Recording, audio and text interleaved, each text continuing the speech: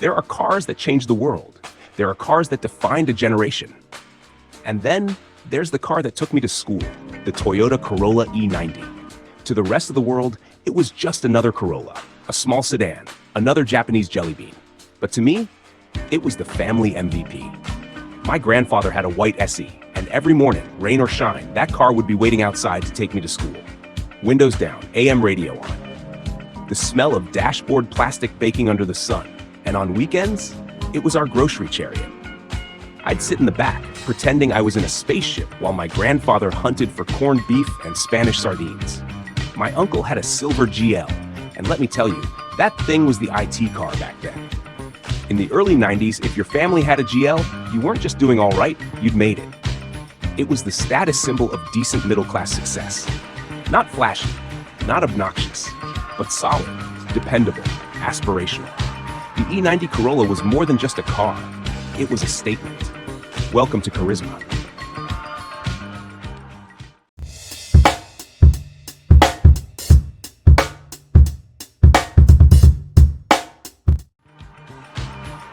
The sixth-generation Corolla, codenamed E90, launched in 1987, smack in the middle of Japan's golden age of car manufacturing. Back when engineers cared, plastic dashboards had soul, and reliability wasn't just a bullet point, it was a religion. This was Toyota turning the humble Corolla into something surprisingly classy. Gone were the sharp angles of the 80s. In came the curves, smooth edges, aerodynamic thoughts, a bit of flair. Not too much, it's still a Corolla, but just enough to make your neighbor in a rusty Lancer squint with envy. And under the surface, engineering so tight it could have been used in Swiss watches. A Corolla for every occasion. The E90 was produced from 1987 to 1992, and it came in more flavors than a Japanese vending machine. Sedans, hatchbacks, wagons, front-wheel drive, all-wheel drive, manuals, automatics, even diesels for those brave souls who enjoyed long drives and longer waits. And trim levels, there were loads of them. You had the XL, XE, GL, SE, SE Limited, each one sounding like it had just graduated from a business course. Under the bonnet, you got a smorgasbord of engine options, from the modest 1.3-liter to the slightly punchier 1.6. There was even a 1.8-liter diesel if you really wanted to test your patience and your neighbor's noses. But the real curveball? Some markets got the GTI 16. Yes, a proper hot hatch. A Corolla with attitude. It had a 1.6-liter twin-cam 16-valve engine that revved like it had somewhere to be. Sharper suspension, sportier styling, and the kind of go-kart energy that made it feel like Toyota slipped espresso into the fuel tank. Not a supercar. Not even close. But it was light, nimble, and fun. And in the hands of a young, mildly reckless driver, dangerous in the best way. Two models stood out. The SE Elegant, dependable. The kind of car your dad drove when he got promoted to assistant branch manager and suddenly started using cologne. The GL, oh yes, the GL was posh. Power windows, alloy wheels, a cassette player that could auto-reverse, which, in the early 90s, felt like living in the future. That was peak sophistication, mate. And under the hood, you had small but eager engines, nothing to scare a Ferrari, but more than enough to feel alive on a Sunday grocery run. The E90 wasn't about speed, it was about trust. And it always showed up, even on a cold Monday, even with half a spark plug missing, even when you forgot to turn the choke off. Because deep down, this wasn't just a car, it was your quiet, unbreakable companion. Let's talk quirks, mysterious buttons of childhood power. This car had buttons you didn't even understand as a kid, but you still pushed them. Why? Because they looked important. One of them had to be a turbo boost, right? Sometimes you'd press a button and the rear window would fog up slightly slower. Other times, nothing happened at all. But to a kid in the backseat with no phone and a long trip ahead, these were your entertainment system. You were piloting a spaceship, a slow, economical spaceship, and that was thrilling. Mechanical climate control sliders. The climate controls in the E90 weren't digital. They weren't fancy. They were sliders. Mechanical, chunky, clicky. Sliding them left or right made you feel like you were adjusting something critical, like airflow mattered more than horsepower. And the noise? Oh, the noise. Click, clack, thunk. Every adjustment felt physical, like you were shifting the seasons yourself. It wasn't just climate control, it was tactile meteorology. The missile launch hazard button.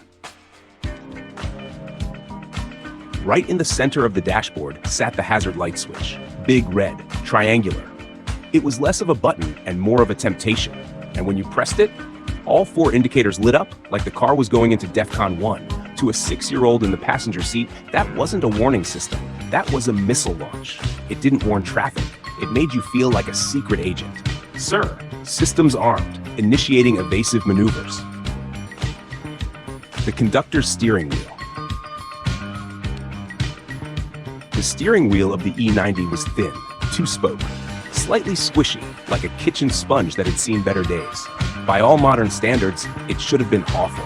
And yet, it wasn't. Because it didn't just steer, it spoke.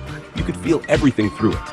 Every pothole, every stray pebble, every cigarette butt you accidentally flattened at 30 kilometers an hour. It didn't isolate you from the road like modern cars. It introduced you to it. Firmly, politely, with no power steering and 0 apologies.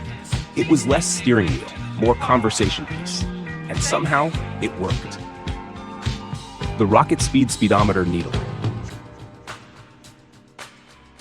The speedometer was analog, obviously. But what made it legendary was the needle. Thin, long, the size of a chopstick. And when you hit 100 kilometers per hour, it didn't just move, it leapt, like it was trying to escape the gauge cluster and fly out the window. Watching it was an event, a rite of passage, because getting that needle past 120, that meant you were no longer just driving, you were blasting off. Velvet seats of eternal warmth. And finally, the seats. They weren't leather, they weren't sporty, they weren't even bolstered properly, but they were velvety, spongy, suspiciously warm at all times, like the car had a soul, and that soul was kind. You'd sit down and feel like you were sliding into a plush memory, not a car seat, a sofa from your childhood, where you ate chips, watched cartoons, and occasionally fell asleep during a long drive home from a birthday party. The real magic. But here's the real magic of the E90. It didn't shout, it didn't brag, it wasn't the fastest or the most luxurious or the best looking, but it was right. It always started, it always ran, it always got you home. You could take it on family vacations, to weddings, to funerals. It was there for all of life's milestones. And because it was so reliable, you never thought about it until it was gone. This was the car that carried your family through the years, quietly, without fuss. It was the car parked in the background of your childhood photos. The one you fell asleep in during long road trips. The one where your mom would scold you in the back seat, but also the one where you learned how to drive. It was just always there. And now, it's disappearing. Most E90s today are either rusting in peace, converted into project cars, or heroically still running on mismatched wheels and sheer determination. But when you do spot one, white, silver, maybe beige, you don't just see a car, you see an era. You remember the jingles on the radio, the smell of menthol air fresheners, the slow grind of the power windows, your Lolo humming along to a song you didn't understand, while you stared out the window wondering what adulthood would be like. And now, adulthood looks back and misses that Corolla. What about you? Did your family have one? Was it white? Silver?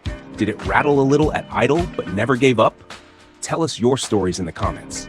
We'd love to hear them. And if this took you down memory lane, even just a little, hit that like button, subscribe to Carisma, and join us as we tell the stories of the cars that shaped who we are. Because here, we don't just talk about cars, we tell stories.